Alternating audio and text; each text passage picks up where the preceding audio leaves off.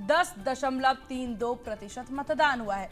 देवरिया में 9 बजे तक वोटों का आंकड़ा 13.74%, बलिया में 13.42%, बांसगांव में 10.37% मतदान हुआ है। वहीं आपको बता दें अनुप्रिया पटेल, ओपी राजभर ने भी वोट डाला है। तो बड़ी खबर इस वक्त की आपको बता दें, गाजीपुर में 9 बजे तक 13.32% मतदान हुआ है। तो लोकसभा चुनाव के आखिरी चरण में वोटिंग जारी है। यूपी की 13 सीटों पर वोटिंग जारी। कुशीनगर में 9 बजे तक 13.5% वोट हुआ है। तो इधर आपको बता दें बीजेपी अध्यक्ष जेपी नड्डा ने अपना मतदान कर दिया है। तो सीएम योगी आदित्यनाथ, रवि किशन ने भी वोट किया है।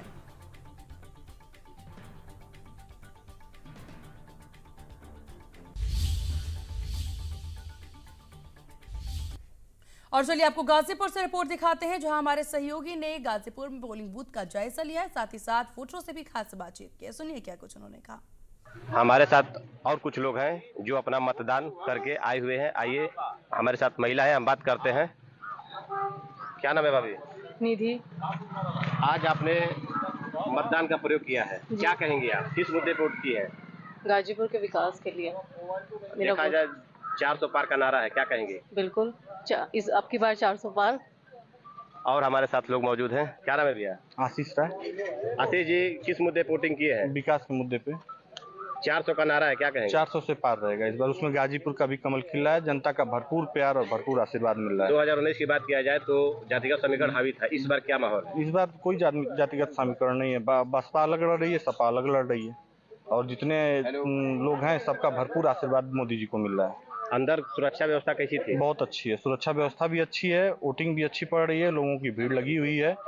हाँ ठीक है, हमारे साथ लोग बातचीत किए, मतदान करके बाहर आए और अपनी बात रखे। गाजीपुर से विनय तिवारी, इंडिया न्यूज।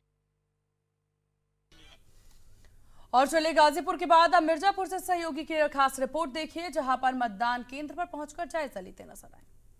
लोकतंत्र के महासभर में आखिरी चरण के 7वें चरण में जो है आज मतदान हो रहा है। आज सुबह से ही जो है लोगों की भीड़, यहाँ पे मतदाताओं की भीड़ दिख रही है। मौसम भी जो है आज बड़ा खुशगवार है, बदली जैसा मौसम है, जिसके चलते लोग सुबह से ही जो है मतदान केंद्रों पे जो अपने मत का प्रयोग कर रहे हैं। हमारे साथ यहाँ पे बात करेंगे मतदान करके जो लोग निकले हैं, हम उनसे बात करेंगे। क्या नाम है आपका? लीला देवी। आपने मतदान किया, कैसा लग रहा है आपको? अच्छा लगा, ठंडा मौसम है, अच्छा सा पड़ गया। अच्छा, मतदान करते समय क्या मन में आपके रही? आधी आबादी हैं आप, क्या लगा आपको कि किस बात को लेकर मतदान करना चाहिए? भाई हमारा देश अच्छा चले, स्वस्थ। अब हमको ज्यादा बोले तो अच्छा ना, सब अच्छा अच्छा हो, और क्या। और भी लोग हम बात करेंगे। क्या नाम है आपका? संजय जायसवाल। संजय जी, कैसा लग रहा है? आज मतदान हो रहा है, मौसम भी अच्छा है। राष्ट्र हित में,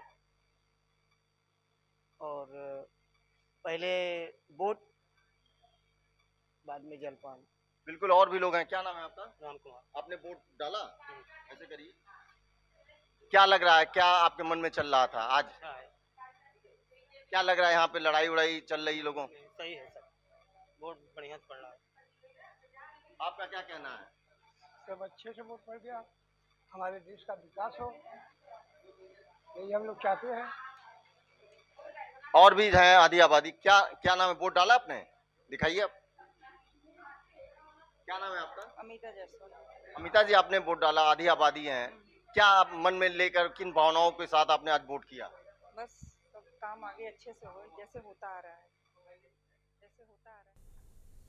और गोरखपुर से प्रत्याशी, सपा प्रत्याशी काजल निषाद से खास बातचीत की हमारे सहयोगी ने। इस बातचीत में क्या कुछ उन्होंने कहा, आइए सुनते हैं। 7वें फेज के चुनाव का मतदान सुबह से शुरू हुआ है। काजल निषाद जी अपने बूथ पर पहुंच करके उन्होंने अपने मत का प्रयोग किया है और जनता से अपील की है। काजल जी हमारे साथ मौजूद है, उनसे ही हम बातचीत करते हैं। कैसा लग रहा है, आज अपने मत का आपने प्रयोग किया है, क्या लग रहा है जनता का रुझान? संविधान में हमने हमें हक दिया है, और मैंने देखिए मत किया है, और मतदान अवश्य करें। मैं सभी से कह रही हूँ कि पहले मतदान फिर जलपान, अपने अधिकार का उपयोग जरूर करें। और आज हमारा जन्मदिन है, तो आप सभी साइकिल का बटन दबाकर हमको आशीर्वाद दे। पहला दिन है, पहली तारीख है, पहला बटन है, और पहला बटन साइकिल का दबाकर हमको आशीर्वाद। ये बात आपने बहुत अच्छा कहा, लेकिन जो रवि किशन को लेकर कंट्रोवर्शियल मामला चल रहा है इतने दिनों से, क्या जनता के या लोगों की जुबान पे है, चर्चा का विषय है, या उसका कितना प्रभाव पड़ेगा? देखिए, रवि किशन जी कन्याकुमारी की बात करते हैं, लेकिन अपनी कन्या की बात नहीं करते हैं। अपनी कन्या का पहला जो है वो रक्षा करे, पत्नी के मंगलसूत्र का मान रखे, और कहते हैं कि गरीबों के और निषादों के पसीने से बदबू आ रही है और निषादों का वोट भी चाहिए। बेतुकी की बातें करते हैं, कहते हैं कि हम साधु बन जाएंगे, हिमालय चले जाएंगे। तो जब हिमालय ही जाना है तो राजनीति क्यों कर रहे हैं? तो क्या जनता आपको हिमालय खोजने आएगी? और दूसरी बात, क्या हिमालय जाकर साधु ही बनना है? तो कुर्सी का मुंह नहीं छूट रहा है क्या जो राजनीति कर रहे हैं? तो वो बहुत जो है वो उनकी बातें जो है बिल्कुल असमंजस भरी होती है, बिल्कुल कंफ्यूज करती है उनकी बातें। तो जनता को सीधे नेता चाहिए जो क्षेत्र में रहते हैं। हारने के बाद मैं चल रही हूँ, जनता के बीच में लगातार रहती हूँ, वो जीतने के बाद नहीं आते हैं। तो वो बाहरी हैं और मैं घर की बहुरिया हूँ, तो जनता बाहरी को इस बार बाहर का दरवाजा दिखाना चाहती है। जो वीडियो वायरल हुआ था उसमें वो साफ कह रहे हैं कि हमें डर लगा था, हमारी सीट फंस सकती है। हाँ हाँ, बिल्कुल बिल्कुल, उनको डर लगेगा ही। जनता के बीच में जब नहीं जाएंगे तो डर लगेगा ही। और वो कह रहे हैं हम हिमालय चले जाएंगे, इसलिए जनता उनको नकार देगी। अच्छा, आप एक चीज कह रही हैं कि अपने जनता अपने लोगों से वोट की अपील कर रही है। आपने भावुक होकर के एक वीडियो भी वायरल किया था, तो क्या लग रहा है कि जनता आपके भावुकपना को लेकर के कितनी और ज्यादा इमोशनल नजर आई? देखिए, कोई भी अपने घर परिवार से बात करते हुए भावुक हो ही जाएगा। मैं अपने घर परिवार से अपील कर रही थी और बिल्कुल इस अपील को सुना गया है और जनता भर भर के हमको आशीर्वाद दे रही है, इसलिए धन्य है गोरखपुर की धरती और धन्यवाद मेरी जनता का।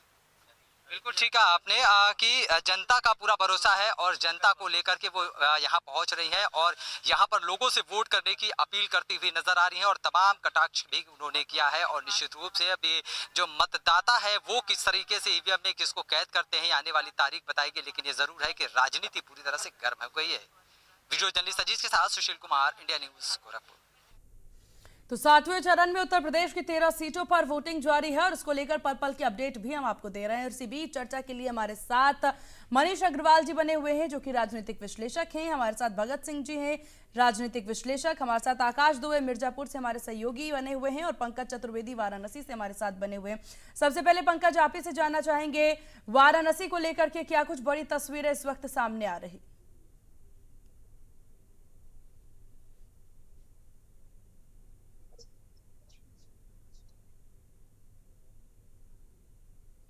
चलिए ठीक है, तो पंकज आपकी ओर रुख करेंगे, लेकिन इस बीच मनीष अग्रवाल जी राजनीतिक विश्लेषक हमारे साथ बने हुए हैं, उनसे भी जान लेते हैं सर 7वें चरण और अंतिम चरण के इस मतदान को आप किस प्रकार से देख रहे हैं, क्योंकि इसके बाद अब सिर्फ 4 जून का इंतजार। सीमा जी, अंतिम चरण के योगदान में, अंतिम चरण के चुनाव में महिलाओं का बहुत महत्वपूर्ण योगदान होगा, आधी आबादी का। इसीलिए आप देखिए प्रधानमंत्री जी ने एक महिला समागम करा था वाराणसी में, क्योंकि उनको मालूम था कि पूर्वांचल की सीटों पे महिला वोटर का ज्यादा इम्पैक्ट होता है। दूसरे, अगर आप वोटों का डेटा एनालाइज करें तो महिला वोटर्स ने इस बार भी पुरुष वोटर्स के मुकाबले ज्यादा मतदान करा है और यूपी में मुझे लगता है जो 3% ज्यादा मतदान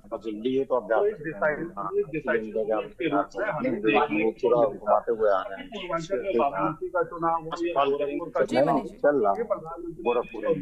प्रधानमंत्री जी का चुनाव और उन लोगों के पास जनता का पूरा एंडोर्समेंट है। बस हमें ये आकाश, आप खुद को म्यूट कर लें, आपकी आवाज आ रही है। जी मनीष जी, आप अपनी बात पूरी करें। हमें ये देखना है कि प्रतिशत क्या रहता है, जीत का मार्जिन क्या रहता है, क्योंकि पिछली बार गोरखपुर में रवि किशन जी 5.5 लाख से ज्यादा वोट से जीते थे और कुल वोट का उन्हें पोल वोट 7.5 लाख मिला था। तो ये देखना है कि वो अपने मार्जिन में कुछ इम्प्रूवमेंट करते हैं या नहीं। ऐसी माननीय प्रधानमंत्री जी के मार्जिन में क्या इम्प्रूवमेंट होता है, क्योंकि भाजपा का टारगेट 10 लाख का मार्जिन है। बाकी पूर्वांचल की सीटों में पिछली बार 11 सीटें भाजपा जीती थी, 2 सीटें बीएसपी। बिल्कुल बिल्कुल, और इसीलिए मनीष जी हमारे सहयोगी हमारे साथ पंकज चतुर्वेदी जी बने हुए हैं, जिनसे हम जान लेंगे वाराणसी को लेकर के क्या रुक है। फिर आपके पास एक बार फिर से वापस आएंगे, लगातार ग्राउंड जीरो से वो अपडेट साझा करते आ रहे हैं। पंकज, क्या कुछ बड़ी अपडेट मिल रही है वाराणसी से, और इस सीट को लेकर के यहाँ पर जो प्रत्याशी है उनके बीच मुकाबला भी काफी साफ नजर आ रहा है? जी बिल्कुल, देखिए बात करें तो बनारस में मुकाबला जो है काफी रोचक होता जा रहा है। जिस तरीके से जो मतदाता निकल रहे हैं, काफी संख्या में मतदाता निकल रहे हैं और अपने मताधिकार का प्रयोग कर रहे हैं। और हम सुबह 9 बजे तक की बात करें तो लगभग 13% जो है मतदान सुबह 9 बजे तक हो चुका है और 7 बजे से ही जो है मतदान जो है प्रारंभ हो गया है। देखिए हमारी मौजूदगी अभी यहाँ पे मल्हैया स्थित राजकीय कन्या इंटर कॉलेज में है, जहाँ पे भारी संख्या में जो मतदाता उमड़ के आ रहे हैं और समाज के सभी वर्ग के लोग आ रहे हैं। आप ये देखिए व्हील चेयर पे भी जो है एक दिव्यांग युवक जो है वोट करके आ रहे हैं, साथ में उनके जो है वालिद हैं वो भी हैं। वोट कर दिया आपने? किस मुद्दे पे वोट किया है? देखिए वोट तो सरकार तो सही चल रही, हर काम सही है, खाली बेरोजगारी रोजगार हो गए। बिल्कुल पंकज, तो ये साफ तौर पर जाहिर हो सकता है यहाँ पर मतदाताओं में कितना उत्साह है, और ये मतदान करने के लिए जो मतदाता पहुंचे हैं ये सभी के लिए एक मोटिवेशन, एक जागरूकता की तस्वीर हो सकती है कि हर किसी को मतदान करने के लिए यहाँ पर पहुंचना चाहिए। आप नजर बना के रखिएगा, पल पल की अपडेट आपसे लेते रहेंगे, और हमारे साथ हमारे सहयोगी आकाश भी लगातार मिर्जापुर से हमारे साथ बने हुए हैं। आकाश, मिर्जापुर में वोटों को लेकर के क्या कुछ बड़ी अपडेट, साथ ही साथ उम्मीदवारों को लेकर के किस प्रकार की टक्कर, उस पर भी नजर डालें।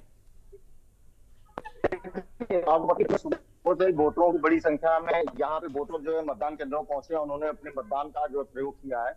और आपको ये बता दें कि जो मतदाता यहाँ पहुंच रहे हैं उनके अंदर बहुत उत्साह है, और लगातार जो है मतदाता मतदान केंद्रों पहुंच रहे हैं।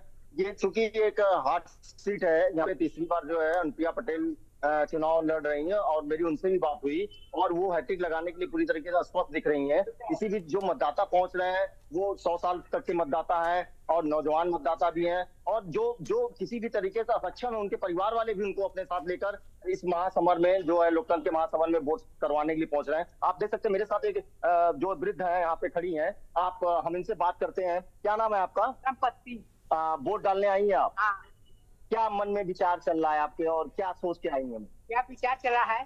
हमें गल्ला मिला है, पानी मिला है, मेरे मालना में गल्ला पानी नहीं आता, गल्ला चाहे, पेंशन चाहे, आपका चाहे। आपको ये सारी उम्मीदें हैं, कुछ बार मिलेगा? भगवान जाने भैया, तू जाने। अच्छा, देखिए जो वोटर है वो जो भी है, कुछ उम्मीद है कि हमको हमारी चीजें मिले। और भी अगर हम बात करें, और भी दूसरे मतदाता आ रहे हैं हमारे साथ यहाँ पे, आप कहें तो हम उनसे भी बात करके इस जानकारी ले सकते हैं कि किस तरीके के विचार को लेके ये लोग आ रहे हैं। क्या नाम है आपका? जी, रेणु जी, आप आज मतदान करने आई हैं, कैसा लग रहा है आपको? अच्छा लग रहा है। मौसम भी आज अच्छा है, तो क्या कहना चाहेंगी मतदान को लेके? आपके मन में किस तरीके के विचार हैं और क्या सोच के आई हैं? क्या सोच के आए, क्या जो हो रहा है तो अच्छा हो रहा है। आपको लग रहा है जो होगा अच्छा होगा, अच्छी सरकार चुनने के लिए आप? बिल्कुल आकाश, और ये देखिए कुल मिलाकर के अगर समझा जा सकता है, यहाँ पर आप जिस प्रकार से मतदाताओं से भी बात करते नजर आ रहे हैं, महिला वोटर्स में भारी उत्साह नजर आ रहा है। पल पल की अपडेट आप दोनों साझा करते रहिएगा, आपसे संपर्क साधेंगे। फिलहाल आपका बहुत शुक्रिया तमाम जानकारी साझा करने के लिए। और हमारे साथ मनीष अग्रवाल जी, राजनीतिक विश्लेषक, और हमारे साथ भगत सिंह जी, राजनीतिक विश्लेषक लगातार बने हुए हैं। भगत सिंह जी, इस वक्त अगर एक एक सीट पर नजर डाला जाए उत्तर प्रदेश के, क्योंकि उत्तर प्रदेश खुद में हर चुनाव में एक अहम भूमिका निभाते नजर आता है, उत्तर प्रदेश की बात कर ली जाए, देश की राजनीति में बहुत महत्वपूर्ण योगदान उत्तर प्रदेश का है। 13 सीटों पर मतदान जारी है, और ऐसे में वाराणसी जो सीट है उस पर सबकी निगाहें इस वक्त टिकी हुई हैं। और इस बीच अगर वाराणसी सीट को लेकर के समीकरणों पर ध्यान दिया जाए, क्या कहता है आपका समीकरण इस सीट को लेकर? देखिए, वाराणसी सीट बहुत महत्वपूर्ण है, क्योंकि नरेंद्र मोदी जी जो हमारे प्रधानमंत्री है वो उनका चेहरा है, और साथ में जो अजय राय हैं वो 2 बार, ये दूसरी बार इस पे चुनाव लड़ रहे हैं, लेकिन देखा जाए तो वो आसपास नहीं है नरेंद्र मोदी जी के। वाराणसी सीट तो बहुत अच्छे भारी मतों से विजयी होंगे मोदी जी। और इस सरगर्मी में जिस तरीके से गर्मी बढ़ रही है, उसी तरीके से राजनीति भी अपने चरम पर है, और मतदाता भी उसी जोश और उत्साह के साथ में आगे बढ़ते जा रहे हैं। देखिए, अभी हमने देखा कि बुजुर्ग महिलाएं, बुजुर्ग व्यक्ति, बुजुर्ग आए हुए हैं, और वो कह रहे हैं कि जी हम वोट देने जा रहे हैं। वो भी अपने कुछ सपने लेकर आए हैं। कितना बड़ा लोकतंत्र है, और कितने अच्छे तरीके से वो अपने आप को रिप्रेजेंट कर रहे हैं, एग्जाम्पल क्रिएट कर रहे हैं कि देखिए हमारी उम्र 90 साल की हो गई है, और 90 से ज्यादा भी हैं कुछ बुजुर्ग, वो भी वहां पर जा रहे हैं। तो ये जो मतदान हो रहा है, ये बहुत तरीके से एक नैरेटिव सेट कर रहा है कि इतनी बड़ी यानी कि इतने बड़े समारोह, यानी हम मतदान को हम बोलेंगे समारोह, इतना बड़ा समारोह है कि जिसमें हर एक व्यक्ति इसमें इन्वॉल्व है। लेकिन इस चुनाव में जातीय समीकरण को भी नकारा नहीं जा सकता। अगर हम बात करें रविशंकर जो यहाँ से हैं, गोरखपुर सीट से है, उसके सामने जो काजल निषाद है, तो इनमें भी बड़ी जोरों की टक्कर है, क्योंकि निषाद जो समुदाय है वो वहां कम नहीं है, वो अधिक मात्रा में है, अधिक संख्या है। तो कहीं ना कहीं हो सकता है कि चुनौती मिले रविशंकर जी को, क्योंकि मुद्दों पे अब लड़ाई हो रही है। और देखा जाए, हर एक व्यक्ति की आस है, हर कोई सपने देख रहा है कि विकास के नाम पर, रोजगार के नाम पर, और जो महंगाई बढ़ती जा रही है उसको भी कहीं ना कहीं कंट्रोल किया जाए। तो हर एक सपने के साथ में हर एक मतदाता वोट करने जा रहा है और देख रहा है कि 4 तारीख के बाद उनके सपने साकार हो सकते हैं, चाहे वो सपा से हैं, चाहे वो बसपा से हैं, चाहे वो इंडिया गठबंधन का कोई हिस्सा है या फिर बीजेपी पार्टी या एनडीए घटक दल है। बिल्कुल, ये काफी ज्यादा महत्वपूर्ण है। मनीष अग्रवाल जी, अगर इस बात की जाए यहाँ पर, जैसा कि यहाँ पर भगत सिंह जी ने कहा गोरखपुर सीट को लेकर के, ठीक ऐसा ही मुकाबला चंदौली सीट पर भी देखने को मिलता है, जहां पर मौर्य समाज जो है, मौर्य वोटर जो है वो काफी ज्यादा महत्वपूर्ण माने जाते हैं और बीजेपी का को इससे काफी ज्यादा फायदा पिछले कई चुनावों में मिलता नजर आया। लेकिन इस चुनाव में क्या लग रहा है, क्योंकि बसपा ने मौर्य उम्मीदवार को यहाँ से उतारा है, तो इस पर वोट बैंक पर किस तरह का असर पड़ता नजर आएगा चंदौली सीट को लेकर? सीमा जी, चंदौली सीट हो या पूर्वांचल की कोई भी सीट हो, उत्तर प्रदेश के चुनाव में जातियों का अपना जोर रहता है। लेकिन मैं आपसे कहना चाहूंगा, मैं जो 3 मुख्य मुद्दे पूर्वांचल में देख रहा हूँ वो है राम मंदिर, सुरक्षा और मुफ्त राशन की योजना जो भाजपा की स्टेट गवर्नमेंट और सेंट्रल गवर्नमेंट की चल रही है। इन योजनाओं का लाभ जिस जिस लाभार्थी को मिल रहा है, मुझे लगता है कि ये लोग कास्ट, क्रीड, रिलीजन से ऊपर जाके अपने मताधिकार का प्रयोग करेंगे और यही 4 से 5% का वोटर जो है भाजपा को अन पार्टियों से एक एज देता है चुनाव जीतने की। पिछले चुनावों में भाजपा का मत प्रतिशत लगातार बढ़ रहा है, चाहे वो स्टेट का चुनाव हो, चाहे वो सेंट्रल का चुनाव हो, और लोग इन जातिगत समीकरणों की बाधाएं तोड़कर अपनी मूलभूत सुविधाओं पे वोट कर रहे हैं, जैसे जल है, मकान है, राशन है, सुरक्षा है। खासकर महिला वोटर इन चीजों पे ज्यादा वोट कर रही हैं। अगर आप देखिए तो ट्रिपल तलाक का भी वोटिंग इम्पैक्ट आपको इन चुनावों में या पिछले चुनावों में दिखेगा। भाजपा ने 8 से 10% वोट दलित में और यादवों में सेंध लगाने की पूरी कोशिश करी है और वो इसमें सफल भी रहे हैं। इसमें वो अपने मध्य प्रदेश के चीफ मिनिस्टर साहब का भी प्रचार में काफी इस्तेमाल कर रहे हैं, जहां जहां उन्हें लगता है कि यूपी में और बिहार में यादव समाज के वोटों पे उनका इम्पैक्ट आ सकता है।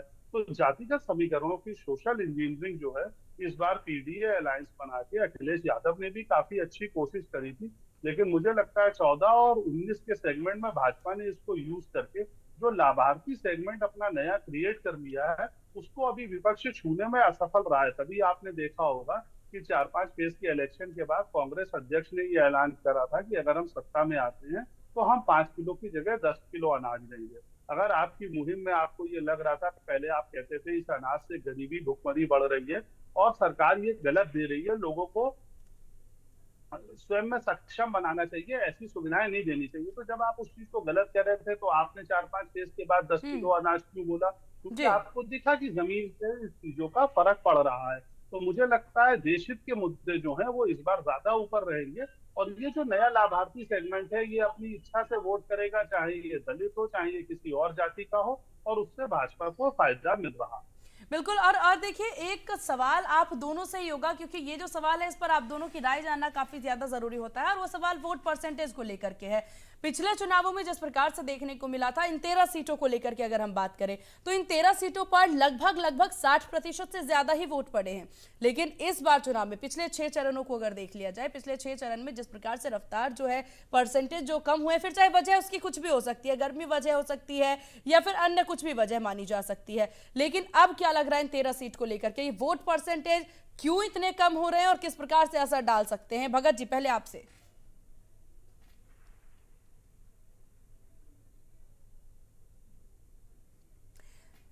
चलिए, तो भगत जी से संपर्क साधेंगे। मनीष जी, क्या आपको मेरी आवाज मिल पा रही है?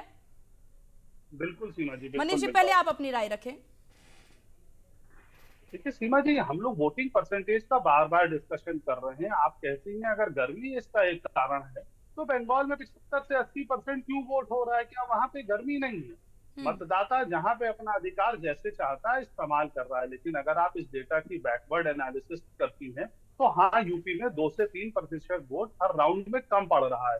लेकिन अगर आप नंबर ऑफ वोट्स की गिनती करती है तो नंबर ऑफ वोट्स 2019 के लगभग ही पड़ रहे हैं, उससे 10-5 लाख ज्यादा ही वोट पड़ रहे हैं, क्योंकि पिछली बार 90 करोड़ मतदाता था, इस बार 97+ करोड़ मतदाता है।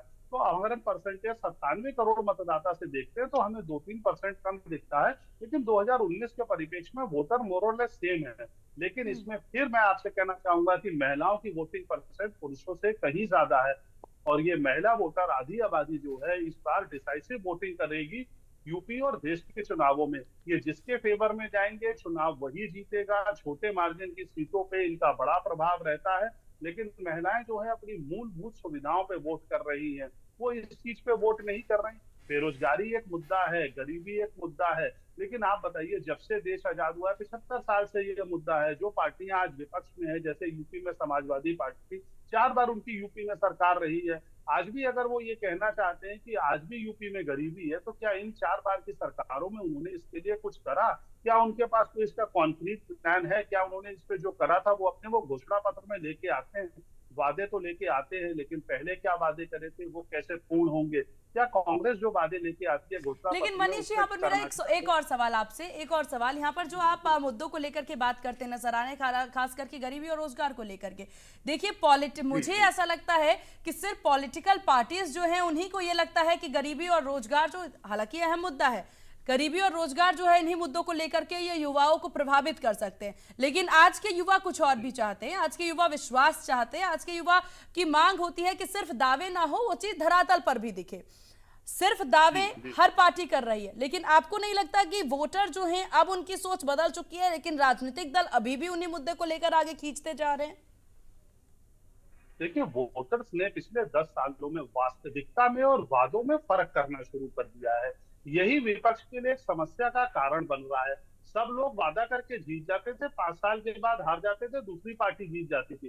तभी आप देखिए जब आदरणीय योगी आदित्यनाथ जी पिछली बार दूसरी बार सत्ता में आए, 35 साल बाद ऐसा हुआ है कि पूर्ण बहुमत की सरकार कोई रिपीट हुई हो उत्तर प्रदेश में। और 2014 और 19 में जब पूर्ण बहुमत की सरकार केंद्र में आती है, तो 1984 के बाद पहली बार कोई केंद्र में पूर्ण बहुमत की सरकार आई थी, और जो फिर से 19 में रिपीट हुई हो। तो लोगों ने स्थायित्व को वोट देना शुरू करा है, क्योंकि उन्हें लगता है कि पॉलिसी पैरालिसिस हो जाता है। सरकारें जो है अल्पमत की जब होती हैं या विभिन्न पार्टियों के गठबंधन से सरकार बनती है, तो उसमें पॉलिसीज में डिसीजन अच्छे नहीं हो पाते। आज का युवा जो है वो इस चीज को भी देख रहा है कि सब लोगों को सरकारी नौकरी नहीं मिल सकती। मैं आपको छोटा सा उदाहरण देता हूँ। बिहार में 11 से 12 करोड़ की आबादी है, और तेजस्वी यादव 1 करोड़ से ज्यादा नौकरियों का वादा कर रहे हैं। क्या उन्होंने कभी ये स्टडी करा है कि वहाँ कितनी सरकारी नौकरियां कुल उपलब्ध हैं? कुल उपलब्ध नौकरियां भी इतनी नहीं है जितनों का वो वादा कर रहे हैं। तो नौकरियां सृजित तो नहीं कर सकते ना आप सरकारी में। फिर आपको स्वरोजगार की चीजों में आना पड़ेगा। जैसे आप देखिए, बैंकों ने अपना डेटा रिलीज करा है। पिछले साल में भारत में सारे बैंकों ने 3 लाख करोड़ से ज्यादा का प्रॉफिट अर्न करा है। ये 3 लाख करोड़ का जो प्रॉफिट आया है, ये वापस लोगों के हित में ही, लोगों को स्वरोजगार की योजनाओं को लोन देने के लिए, होम लोन देने के लिए, व्हीकल लोन देने के लिए फिर से सरकार यूज करेगी। यही पैसा जब इकोनॉमी में सर्कुलेट होता है, तो लोगों को तरह तरह के साधन बढ़ते हैं, नौकरियां भी बढ़ती हैं। प्रधानमंत्री रोजगार योजना, मुख्यमंत्री रोजगार योजना में आप लाभार्थी देखिए, कितने सारे लाभार्थी जुड़ रहे हैं और वो लोगों को इससे फायदा मिल रहा है। आज स्टार्टअप यूनिकॉर्न्स जो हैं, आप देखिए दुनिया में भारत लीड कर रहा है। हर महीने आपको भारत में एक यूनिकॉर्न क्रिएट होता हुआ दिख रहा है। तो ये जो रोजगार की भावनाएं हैं, ये भी क्रिएट हो रही हैं। आज यूपी में कोई देखिए, पर्यटन इतना बड़ा व्यवसाय हो गया है कि कोई उसको इमेजिन नहीं कर सकता। यूपी में पर्यटन जो है एक इंडस्ट्री की शेप ले रहा है। अगर आप योगी जी के 3C मॉडल को स्टडी करें, जिसमें कल्चर, कनेक्टिविटी और कॉमर्स, इन चीजों का इतना अच्छा रिलेशन है। कल्चर बढ़ेगा, कनेक्टिविटी रोड्स की बढ़ेगी, प्लेन्स की बढ़ेगी, ट्रेन्स की बढ़ेगी, कॉमर्स अपने आप बढ़ेगा। 2 करोड़ से ज्यादा लोग राम मंदिर का दर्शन कर चुके हैं। तो क्या ये लोग जो अयोध्या, लखनऊ और उत्तर प्रदेश आ रहे हैं, ये इकोनॉमी में कंट्रीब्यूट नहीं करते होंगे? ये क्या 1000-2000 रुपए पर हेड भी खर्चा नहीं करते होंगे जब ये ट्रैवल करते हैं? ठीक है मनीष जी, काफी कुछ विषय, काफी कुछ मुद्दे हैं। हालांकि वोट परसेंटेज को लेकर बात कर रहे थे। जल्दी से भगत जी आप अपनी भी राय रखें और उसके बाद एक रिपोर्ट दिखाएंगे दर्शकों को। जी, वोट परसेंटेज का अगर मामला है जो सामने दिख रहा है, वो है एक कारण कि जो प्रेजेंटेशन हुआ है, सभाएं हुई हैं राजनेताओं की, वो कहीं ना कहीं विश्वास नहीं जीत पाई जनता का, क्योंकि उसमें वो मुद्दों पे बात नहीं हो पाई। बात वहीं की वहीं फंसी रही। कोई कह रहा है कि मुझे 5 किलो अनाज दिया जा रहा है, एक दूसरा पक्ष ये कह रहा है कि 10 किलो हम देंगे अगर हमारी सरकार बनेगी, अगर वहां रोजगार नहीं है तो हम रोजगार देंगे। लेकिन कहीं ना कहीं जनता अपने को कहीं हारा हुआ देख रही है, क्योंकि कहीं ना कहीं मुद्दों से भटक गया है ये चुनाव, क्योंकि मुद्दे क्लियर हुए नहीं। इसी वजह से कहीं ना कहीं अगर वोटिंग का आंकड़ा हम देखें, वो कम हो रहा है। अगर यही बात होती कि महंगाई के दाम पर, अगर हमें महंगाई कम करनी थी तो उस पर बात करते, अगर हमें पेट्रोल डीजल के दाम कम करने थे उस पर बात करते, क्योंकि जनता फंसी जा रही है जनता के पास में। ऐसा कुछ नहीं लाभांत हुआ बिल्कुल। कि और हमें, क्योंकि जनता को क्या चाहिए, आपके अकॉर्डिंग रोटी, जो बताया कपड़ा गया और भगत जी, मकान। मुद्दा काफी ज्यादा जरूरी है और इसी पर जनता वोट करती है। आप दोनों का बहुत शुक्रिया, इंडिया न्यूज उत्तर प्रदेश उत्तराखंड को अपना कीमती वक्त देने के लिए। तो 7वें दौर की यहाँ पर मतदान जारी है और उसको लेकर के लगातार सुबह 7 बजे से शाम 6 बजे तक वोट डाले जाएंगे। इसी बीच आपको वाराणसी से रिपोर्ट दिखाते हैं, जहां से हमारे सहयोगी पंकज चतुर्वेदी ने वाराणसी के मुस्लिम वोटर से खास बातचीत की। इस बातचीत में क्या कुछ उन्होंने कहा, सुनते हैं। वाराणसी में जो मतदान है वो प्रातःकाल से ही शुरू है और हमारी मौजूदगी अभी राजकीय कन्या इंटर कॉलेज मल्हैया पे है और यहाँ पे आप देख सकते हैं तमाम जो मतदाता है अपने मत का जो है प्रयोग कर रहे हैं। सुबह से ही जो है मतदाताओं की जो कतार लगी हुई है, मत देने के बाद बाकायदा सेल्फी पॉइंट पे जाके सेल्फी भी ले रहे हैं और कहीं ना कहीं उनके अंदर खासा जोश, खासा उत्साह है। कुछ लोग भी हैं, उनसे भी बात करेंगे। क्या नाम है आपका? संगीता पाठक। संगीता जी, आपने वोट कर लिया? हाँ। किस मुद्दे पे वोट किया है? यही विकास के लिए। विकास के। भाई आप जो है विकास के मुद्दे पे वोट किए हैं, क्या नाम भैया? नवीन पाठक। आपने वोट किया है, किस मुद्दे पे वोट? विकास के मुद्दे। विकास के मुद्दे पे वोट किया है। विकास हुआ है, यही मुद्दा है मोदी जी को। और भी लोग हैं, क्या नाम है बेटा? हर्षिता। हर्षिता, पहली बार वोट कर रही हो? हाँ, हम फर्स्ट टाइम वोटर हैं। कितनी एक्साइटेड हो? बहुत एक्साइटमेंट था। अभी आने सुबह उठ गए थे, तैयार यार होके आ गए हैं कि भाई वोट देने जाना है। अच्छा लग रहा है, वोट देने के बाद लग रहा है कि हाँ चलो कुछ काम किए हैं, अच्छा काम किए हैं। किस मुद्दे पे वोट किया है? हमारा मेन मुद्दा वही एजुकेशन है। हम तो अभी पढ़ने वाले स्टूडेंट हैं, तो मेन एजुकेशन है। बाकी इंफ्रास्ट्रक्चर भी है। बाकी जैसे कॉलोनी में किस तरह से विकास हो रहा है, क्या हो रहा है, पार्क बन रहे हैं, तो वही सब सोच के दिए हैं। कैसा लगा पहली बार वोट देने आई हो? अच्छा लगा। जैसे थोड़ा गर्मी है लेकिन लगा अच्छा, जैसे फीलिंग अच्छा था कि भले ही गर्मी में खड़े रहो लेकिन कम से कम कुछ अच्छा काम कर रहे हो, कुछ मतलब निकल रहा है सुबह उठ के। बाकी सबको ही देने आना चाहिए मेरे हिसाब से। जो भी फर्स्ट टाइम है उनको तो ज़रूर आना चाहिए। अच्छा लगेगा, पता लगेगा कैसे इतने अच्छे से हो रहा है और बहुत व्यवस्थित ढंग से है सब चीज़। ये बात है, कोई ऐसा नहीं है कि फालतूगिरी हो रहा है, सब सही से है। बिल्कुल। देखिए कितनी खुश है, कितनी उत्साहित है ये बच्ची। इसका कहना था कि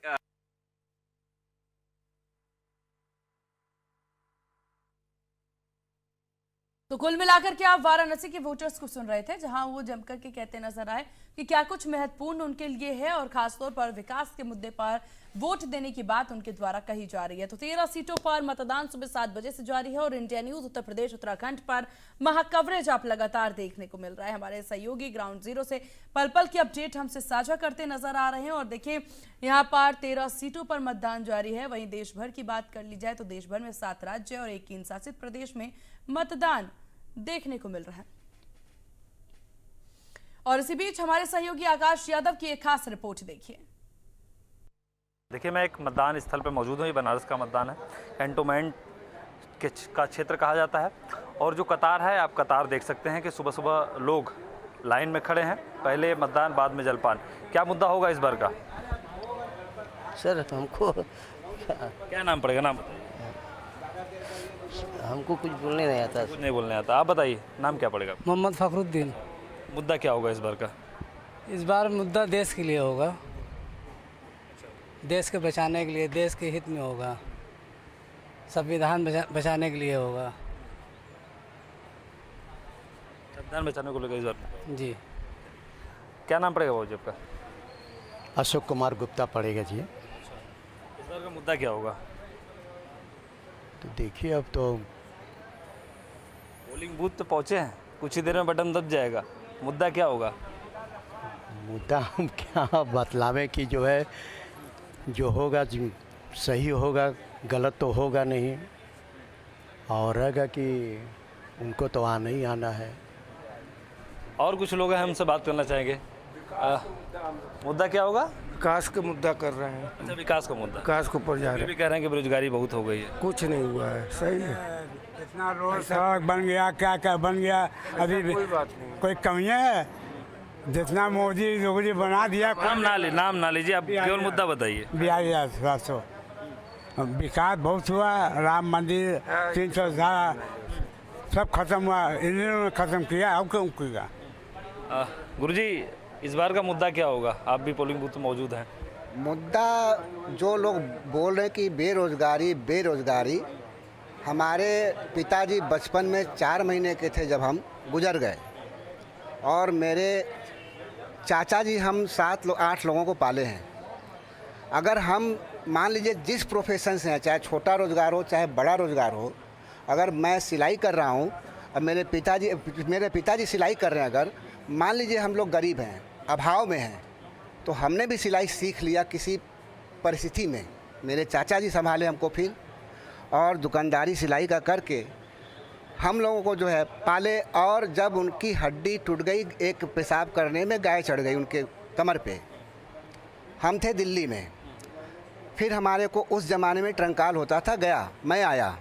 मैं सिर्फ 10वीं क्लास पढ़ा हुआ हूँ, और मैं जब छोटेपन में ब्रेड बेचा हूँ,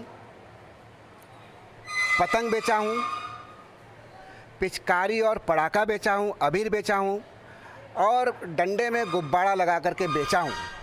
अगर किसी भी व्यक्ति में, चाहे वो पढ़ा लिखा हो या न पढ़ा लिखा हो, अगर उसके अंदर जज्बा है तो वो कुछ भी कर लेगा। अगर बढ़िया पढ़ाई किया हुआ है, हमने एक मिसाल के तौर पे बोला कि BHU IT से अगर लड़का पढ़ लिया और वो उसको प्लेसमेंट कंपनी आ करके क्लास एग्ज़ाम होते होते उठा ले जाती है, और उस पैकेज का कोई लिमिट नहीं है। जो कि मेरे अपने रिश्तेदारों में 1 2 3 4 नहीं 10 लड़के गए हुए कैलिफोर्निया, अमेरिका, न्यूयॉर्क, अमेरिका में कैलिफोर्निया, न्यूयॉर्क और अबू धाबी। मतलब अभी कल मेरा बेटा गया है शिप पे, मर्चेंट शिप में, जो कि कल कंपनी यहाँ से उनको बॉम्बे भेजी है। बॉम्बे से 1-1.5 घंटे में उन्होंने नाश्ता पानी कंपनी वालों ने दिया, और फिर उनका फ़्लाइट बॉम्बे से सिंगापुर गया है, और अभी वो लड़का मेरा सिंगापुर से चीन के लिए शिप पे चढ़ा है। तो जिसके पास जो टैलेंट है और उसके अंदर जज्बा है, वो काम करेगा। अगर मेरी स्थिति परिस्थिति बड़े रोज़गार की नहीं है, तो मैं छोटे रोज़गार के घर का हूँ, तो छोटा रोज़गार करके तरक्की कर सकता हूँ। मैं सिलाई के काम से 40 कारीगरों से काम लिया है, लेकिन मेरे कुछ ना समझी, कम पढ़ाई का ज्ञान न होने से मैंने पैसे को बहुत अच्छे से बचा नहीं पाया। सारा पैसा खर्च हमारे अपने ऊपर के हुआ है। शादी से लेकर के मेरे 4-5 माँ, बड़े पिताजी, चाची, सबका मृत्यु संस्कार जो होता है ब्राह्मण भोज, वो सब करवा दिया हमने। भगवान इतना आशीर्वाद दे दिया कि मेरा 12th के बाद लड़का निकल गया, और मैं संतुष्ट हूँ। और एक सबसे बड़ी प्रार्थना मैं ये कहूँगा कि जो भी पक्ष हो, विपक्ष हो, छोटा पार्टी हो, बड़ा पार्टी हो, कोई होता है ना कि ये छोटी बिरादरी है, वो बड़ी बिरादरी है, ये सब छोड़े लोग। सिर्फ ये बोलें कि आप हमें वोट दीजिए, मैं इतना विकास करूँगा कि और भी आप देखते रहिए। वीडियो दीपक के साथ आकाश यादव, इंडिया न्यूज, वाराणसी। और देवरिया से बीजेपी प्रत्याशी शशांक मनी से हमारे सहयोगी ने खास बातचीत की है। इस बातचीत में उन्होंने क्या कुछ कहा है, सुनिए। जी, मैं इस समय मौजूद हूँ जो हमारे सदर के भाजपा प्रत्याशी शशांक मणि जी हैं, उनसे मैं बात करूंगा क्या उन्होंने मतदान किया है और मतदान किस मुद्दे में क्या रहा। और आप प्रत्याशी हैं सर, आप प्रत्याशी होने के बाद आपने मतदान किया है अपने गांव पे, कब किया है, क्या स्थिति है? मैंने सुबह लगभग 7 बजे मतदान किया है, और बहुत उत्साह है, और मुझे बहुत हर्ष है कि हर गांव में मैं देख रहा हूँ गणतांत्रिक उत्सव जो विश्व का सबसे बड़ा उत्सव है। 100 करोड़ वोटर लगभग, कभी विश्व के इतिहास में इतना बड़ा जनसैलाब जो वोटिंग के लिए गया है, उसमें मैं भी एक गिलहरी जैसा अपना वोट दिया हूँ। मैं प्रत्याशी हूँ, लेकिन अपने विवेक से मैंने दिया है वोट, और मैं सब लोगों से बोल रहा हूँ कि आप निकलिए, अवश्य वोट दीजिए। ये बात सही है कि पिछली बार लगभग 7.5 लाख लोगों ने वोट नहीं दिया था। इस बार हम लोग बहुत इच्छुक हैं कि हर व्यक्ति अपने विवेक से आज वोट दे, राष्ट्र के लिए वोट दे, ताकि अपना राष्ट्र सुरक्षित रहे, आगे बढ़े, विकसित हो। और मेरा पूरा विश्वास है कि जो भी आप निर्णय लेंगे वो बहुत सही रहेगा। सर, ये जो ये हो रहा है कि आपके प्रतिद्वंदी गठबंधन है, तो गठबंधन की क्या स्थिति होगी और आप में क्या अंतर चल रहे हैं? देखिए, मैं बहुत राजनीतिक विश्लेषण नहीं कर पाऊंगा, लेकिन मेरा पूरा विश्वास है, ये मेरा विश्वास है कि जनता सही निर्णय लेगी और हम लोग विजयी बनेंगे। लेकिन इसके लिए मैं आज की तारीख बहुत बोलूँगा नहीं, मैं यही बोलूँगा कि अपने विवेक से आप लोग वोट करिए। और गणतंत्र में विपक्ष पक्ष तो होता रहता है, महत्वपूर्ण बात यह है कि आप लोग राष्ट्र के लिए वोट करिए और अपने क्षेत्र के विकास के लिए वोट करिए, बहुत आवश्यक। थे शशांक मणि जी। इन्होंने कहा है कि राष्ट्र के प्रति जो राष्ट्र की हित की बात हो उस पर वोट डालने की अपील किया है। घनश्याम मिश्र, इंडिया न्यूज। तो इंडिया न्यूज उत्तर प्रदेश उत्तराखंड के चैनल हेड अरविंद चतुर्वेदी जी लगातार वाराणसी से पल पल की अपडेट और तस्वीरें साझा कर रहे हैं, मतदान केंद्रों का जायजा भी ले रहे हैं। इसी को लेकर के एक खास रिपोर्ट देखिए। बनारस बाबा विश्वनाथ की नगरी, मां गंगा की नगरी, विद्या का शहर। बनारस में देश के प्रधानमंत्री नरेंद्र मोदी चुनाव लड़ रहे हैं और तीसरी बार नरेंद्र मोदी जो है यहां से चुनाव लड़ने का काम कर रहे हैं। जब पहली बार वो चुनाव लड़े थे तो उन्होंने अरविंद केजरीवाल को 3,70,000 मतों से हराया था। 2019 के चुनाव में उन्होंने कांग्रेस के प्रत्याशी अजय राय को बड़े अंतर से हराया था। ये अंतर 4 लाख के ऊपर था। एक बार फिर से प्रधानमंत्री नरेंद्र मोदी यहां से चुनाव लड़ रहे हैं और कहा जा रहा है कि भारतीय जनता पार्टी ने उनको 10 लाख वोटों से जिताने का लक्ष्य तय किया है, जिसको लेके लगातार यहां पर बड़े नेता डेरा जमाए हुए थे। खासतौर पे अमित शाह जो कि भारत सरकार में गृह मंत्री हैं और राष्ट्रीय महासचिव सुनील बंसल भी लगातार यहां पर डेरा डाले हुए थे। हमारे साथ मुन्ना जी हैं। मुन्ना जी और बहुत सारे लोग हैं, उनसे बातचीत करेंगे। मुन्ना जी बताइए कि आपको क्या लगता है कितना बड़ा अंतर होगा इस बार के चुनाव में? रिकॉर्ड मतों से जीतेंगे, कम से कम 6 लाख से तो ज्यादा वोटों से जीतेंगे। 10 लाख का तो टारगेट है, लेकिन वोट कितना पड़ता है इसके ऊपर डिपेंड करता है। अगर वोट पूरे पड़ जाएंगे तो 10 लाख से ऊपर से जीत जाएंगे मोदी जी। 6 लाख के ऊपर से जीतेंगे जो है। मैडम आपको क्या लगता है क्या होने जा रहा है चुनाव में? तो चुनाव तो अच्छा ही हो रहा है, पर अच्छा भी होगा और इस बार हमारे मोदी जी ही आएंगे, मुझे पूरा विश्वास है। विश्वास है? हाँ। बताइए कैसे सर? गर्मी का असर नहीं है आपके ऊपर? नहीं है, क्यों नहीं, लेकिन हाँ बिल्कुल है। वोट आपका प्रयोग करने आ गया? हाँ हाँ, वोट हमने दिया। हाँ हाँ, दिया। क्या मन सोच के दिया आपने? बस जो अच्छा करेगा उसको दिया। जो अच्छा करेगा वही साथ रहेगा, है ना? बिल्कुल बिल्कुल। क्या बात है। क्या हाल है सर? ठीक है सर। क्या माहौल है? माहौल अच्छा है। अच्छा है? हाँ। क्या सोच के वोट कर रहे हैं? बढ़िया, जो अच्छा काम करेगा उसके लिए वोट हम लोग दिए हैं। जो अच्छा काम करेगा उसके लिए करेंगे। चलिए हम चलते हैं। देखिए बहुत अच्छी खासी संख्या में है, लेकिन लोग वोट कर रहे हैं। एक बार बात करते हैं, देखते हैं अलग अलग रंग बिरंगे कपड़े, चश्मे हैं, सब सारे नजर आ रहे हैं मुझे। महिलाओं से बात करते हैं, महिला शक्ति क्या कह रही है। एक दीपक इधर आइए। क्या सोच के वोट करने आई हैं आप? यही कि हमारा अधिकार है तो हमें वोट करना चाहिए था। अच्छा, वोट करना चाहिए, अधिकार है इसलिए करेंगे। हाँ।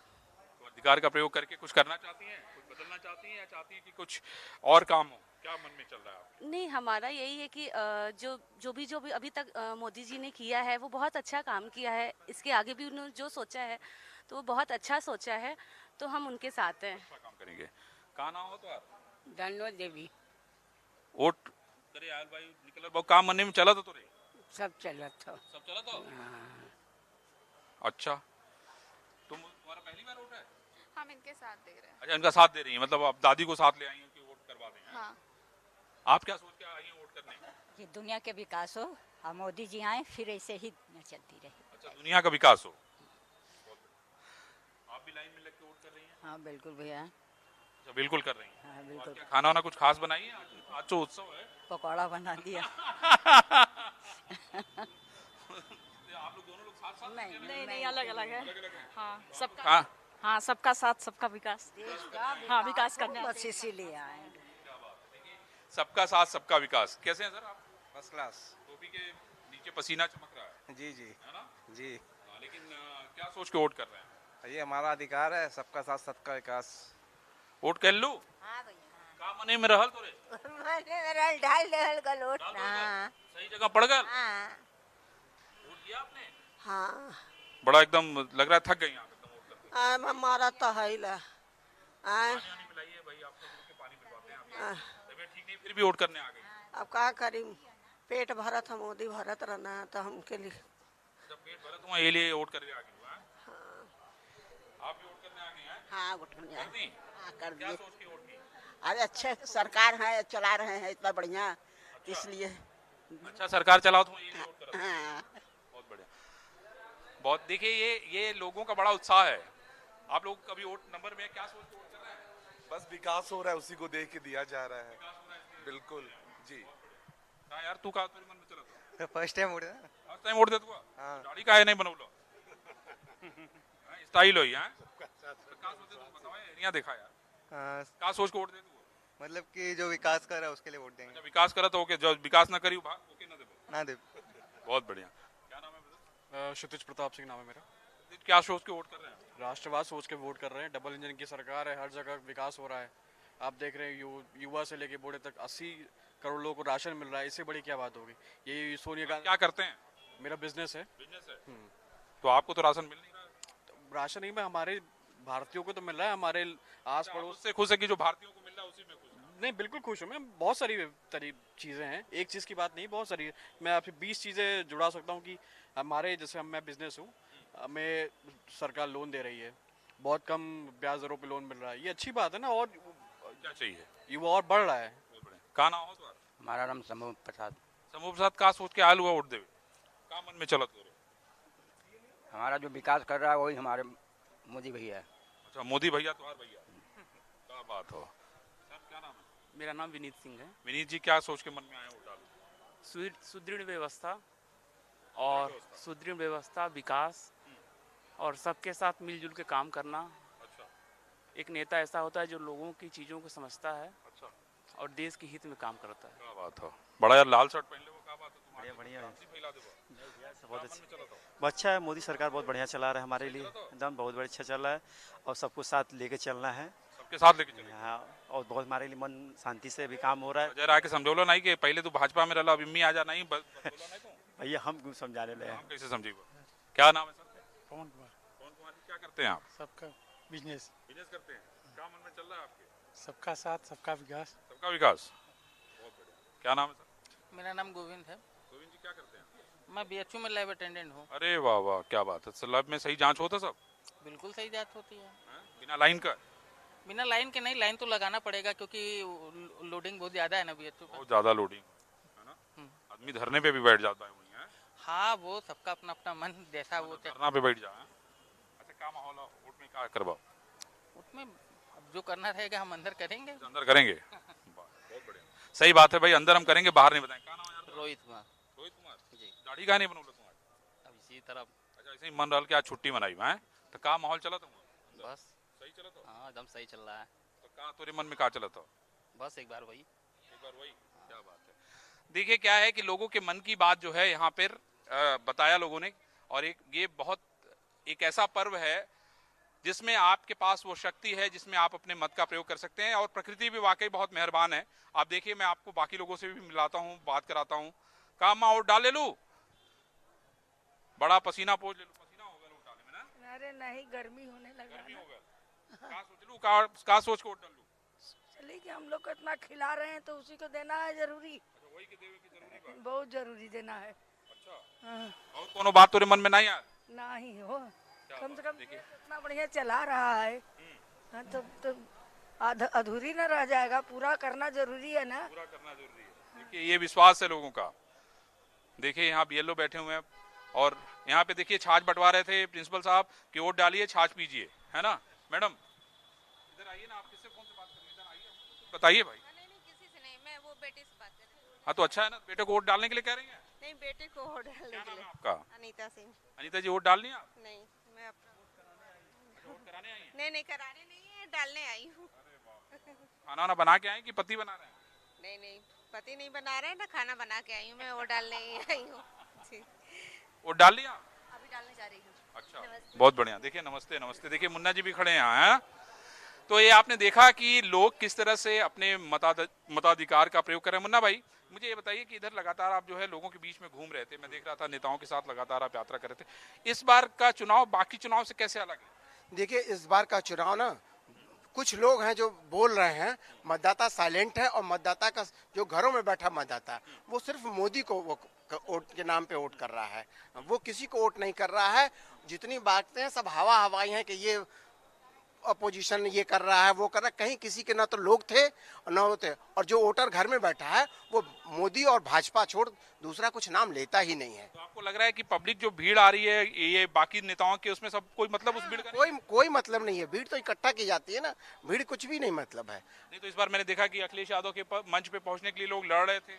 वो हर समय रहता है, वो चार नेताओं के पीछे आदमी फोटो खिंचवाने के लिए, अपना सेल्फी डालने के लिए वो भीड़ें आती हैं। बट जो वोटर है वो घरों में बैठा हुआ, मेजर वोटर घरों में बैठा हुआ है और वो सिर्फ मोदी और भाजपा देख रहा है। वो राम मंदिर देख रहा है, देश का विकास देख रहा है, राष्ट्रवाद देख रहा है, कैसे 10 सालों में कैसे इन्होंने सड़कों का जाल बिछाया, ये बहुत बड़ी बात है।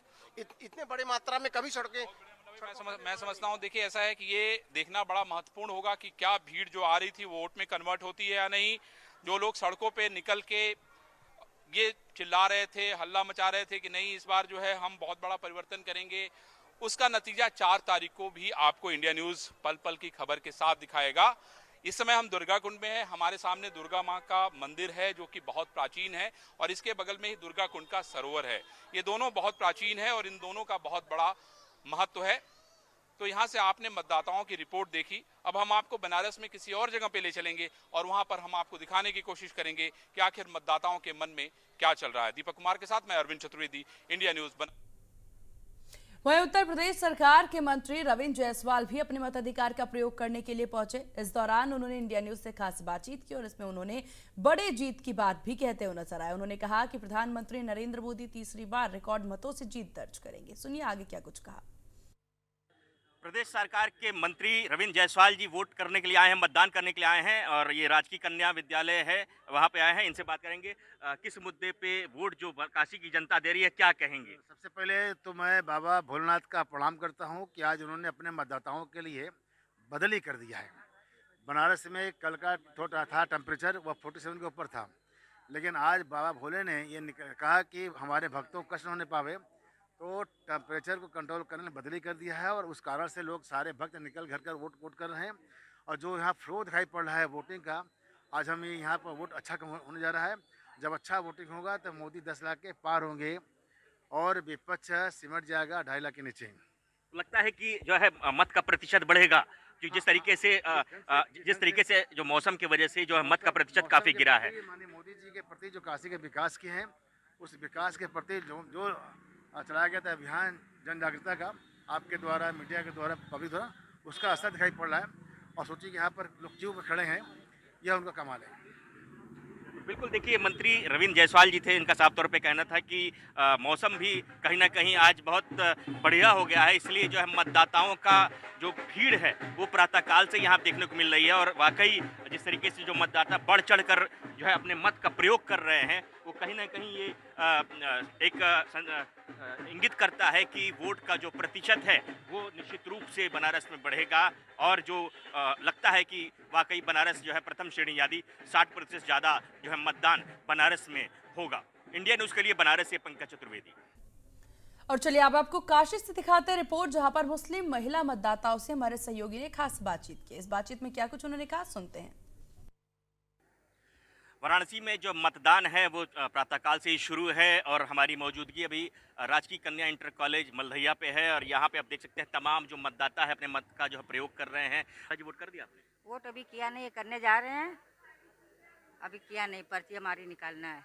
किस मुद्दे पे वोट कर रहे हैं? गरीबी के लिए, गरीबी हटे, जो परेशानी हो दूर हो, किसको भी दे हम। बिल्कुल बिल्कुल, देखिए इनका मुद्दा है कि जो परेशानी है, जो गरीबी है वो दूर हो, उस मुद्दे पे वोट करेंगे। आपने वोट कर लिया?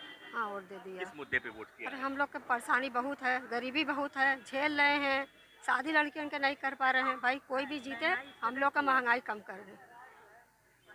बिल्कुल, आपने वोट किया? किया। पहली बार वोटर हैं? यस।